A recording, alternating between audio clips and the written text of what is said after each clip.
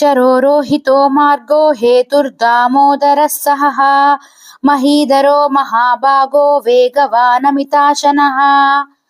భావం: అనంత జలరాశిలో అడ్డు లేకుండా చోటు చేసుకొని చొచ్చుకొని పోయే మహామత్స్యంలాగా మహీధరుడు మహావేగంతో విక్షరంగా అక్షతంగా విశ్వంలో విహరిస్తాడు. నీటిలో మునిగి నశించే ప్రాణులు అనేకులుండగా మహామీనం లాంటి భగవంతుడు క్షరనిరపేక్షంగా తన పయనం సాగిస్తాడు.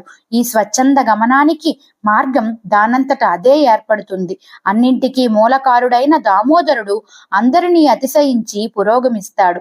ఎక్కడైనా ఆగవలసి వస్తే కొండలా ఆగిపోతాడు. కదలడు మెదలడు, ఎవ్వరూ కదిలించలేరు. కనిపించినదంతా ఈ మత్స్యానికి భక్షణ యోగ్యమే. తినరానిది లేదు, తినలేనిది లేదు.